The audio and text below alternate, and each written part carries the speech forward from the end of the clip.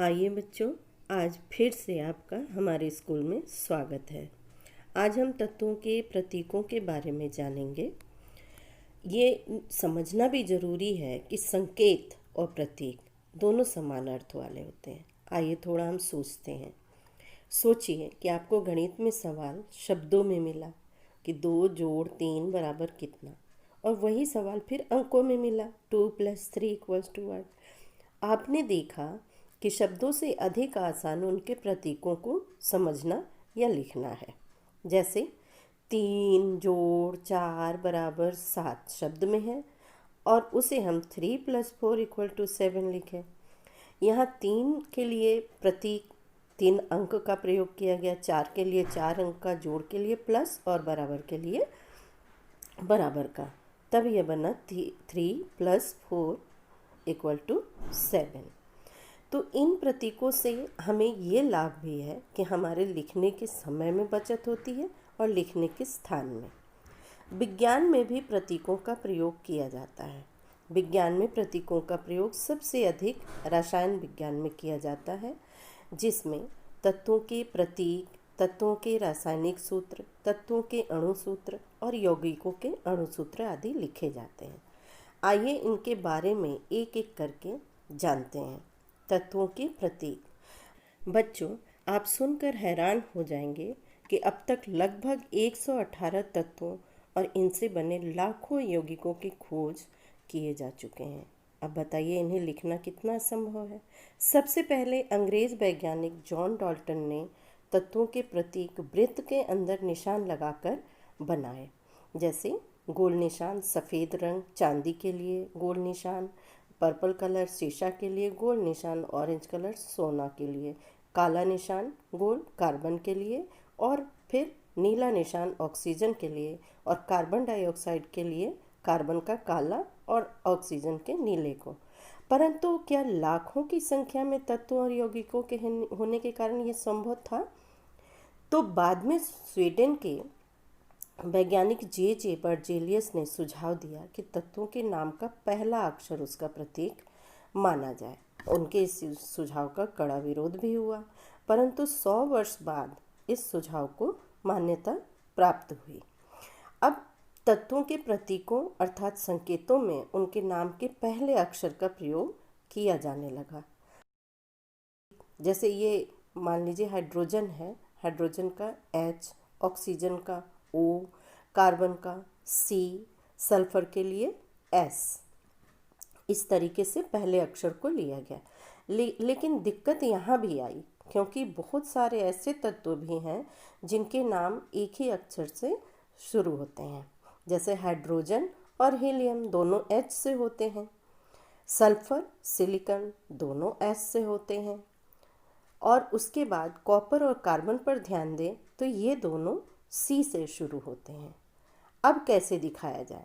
तो ऐसी परिस्थिति में यह तय किया गया कि सभी तत्वों के पहले अक्षर तो हों, लेकिन अंतर दिखाने के लिए उनके नाम के दूसरे, तीसरे या चौथे अक्षरों में से कोई भी एक और अक्षर शामिल कर लिया जाए।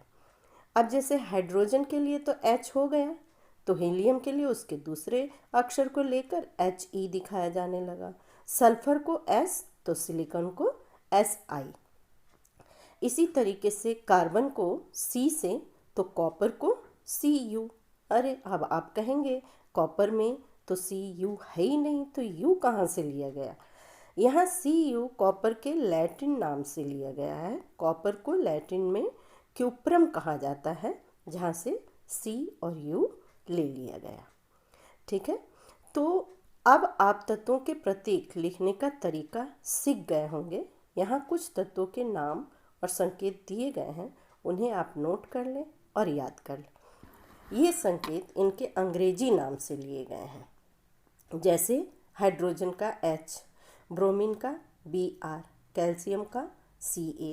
इसी तरीके से अब ये संकेत उनके लैटिन नाम से भी लिए गए हैं।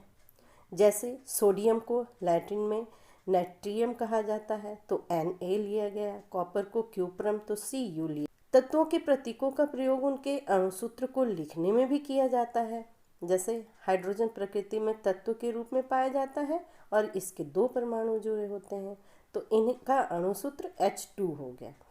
तत्वों के अणुओं को संकेत में लिखना अणुसूत्र कहलाता है। आइए देखते हैं इसे कैसे लिखा जाता है। अणुसूत्र लिखते समय तत्वों के संकेतों के साथ उसमें उपस्थित परमाणुओं की संख्या को संकेतों के दाईं ओर और छोटी संख्या में लिखा जाता है। जैसे हाइड्रोजन के 2 परमाणु जुड़े होते हैं तो H2, फास्फोरस के 4 तो P4, सल्फर के 8 तो S8। तो इससे क्या होता है, इन संख्याओं से उनके परमाणुओं की संख्या का भी पता चलता है। तत्वों के एक अणु में परमाणुओं की जितनी संख्या होती है वही संख्या उस तत्व की परमाणुकता भी कहलाती है। जैसे हाइड्रोजन की परमाणुकता 2 क्योंकि H2 है, ऑक्सीजन की भी 2 क्योंकि O2 है, फास्फोरस की परमाणुकता 4 क्योंकि उसमें 4 परमाणु। आइए देखते हैं तत्वों के अणुसूत्र से क्या पता चलता है। उसके एक अणुसूत्र का पता चलता है कि उसके अणुसूत्र में एक अणु है, उसके एक अणु में उपस्थित परमाणुओं की संख्या का पता चलता है। अब आइए यौगिकों के अणुसूत्र को जानें। आप जानते हैं यौगिक में 2 या 2 से अधिक तत्व एक निश्चित अनुपात में जुड़े होते हैं। यौगिक के अणुसूत्र से इसका पता चल जाता है। जैसे HCl यानी हाइड्रोजन क्लोराइड में हाइड्रोजन का एक परमाणु, क्लोरीन का एक परमाणु है और ये इसके एक अणु को दिखा रहा है। H2O यानी जल में इसका एक अणु बता रहा है और जल में हाइड्रोजन के 2 परमाणु ऑक्सीजन के एक परमाणु से जुड़ा है, तो इसका अनुपात 2:1 है। अब आइए देखते हैं कि यौगिक के अणुसूत्र से हमें और क्या क्या पता चलता है। यौगिक के अणुसूत्र से उसके एक अणु का पता चलता है, उसमें शामिल तत्वों का पता चलता है, शामिल तत्वों के परमाणुओं की संख्या का पता चलता है और यौगिक में शामिल तत्वों के अनुपात का भी पता चलता है। तत्वों और यौगिकों के अणुओं की संख्या उनके अणुसूत्र के पहले ही बड़े अंक में लिख दिया जाता है। ध्यान रखिए, अणुओं की संख्या पहले। जैसे 2HCl में हाइड्रोजन क्लोराइड के 2 अणु हैं, 4NaCl में 4 अणु हैं, 3H2O में 3 अणु हैं, NaOH के 3 अणु हैं जिनको हम उनके सूत्रों के पहले लिख देते हैं। तत्वों और यौगिकों के अणुसूत्र या परमाणु सूत्र को ही रासायनिक सूत्र भी कहा जाता है। इनका प्रयोग रासायनिक प्रतिक्रिया को लिखने में भी किया जाता है। आइए आपको कुछ यौगिकों के नाम, उनके सूत्र, उनमें उपस्थित तत्वों के नाम, तत्वों के संकेत और उपस्थित परमाणुओं की संख्या बताते हैं। सोडियम क्लोराइड यानी साधारण नमक को कहते हैं। इसमें सोडियम और क्लोरीन 2 तत्व हैं। सोडियम का 1, क्लोरीन का 1 परमाणु उपस्थित। कार्बन डाइऑक्साइड में कार्बन और ऑक्सीजन है, कार्बन 1, ऑक्सीजन 2। सल्फ्यूरिक अम्ल में हाइड्रोजन के 2, सल्फर का 1 और ऑक्सीजन के 4। इस प्रकार हमने देखा तत्वों एवं यौगिकों के प्रतीकों एवं अणुसूत्रों से हमें बहुत कुछ पता चलता है। तत्व या यौगिक का एक अणु है ये पता चलता है, वो बताता है कि वो किन तत्वों से बना है और उसमें परमाणुओं की संख्या कितनी है। अब आप तत्वों के प्रतीक, यौगिकों के अणुसूत्र, रासायनिक सूत्र से परिचित हो गए। चैनल को सब्सक्राइब कर लें, नए वीडियो की जानकारी मिलेगी। धन्यवाद।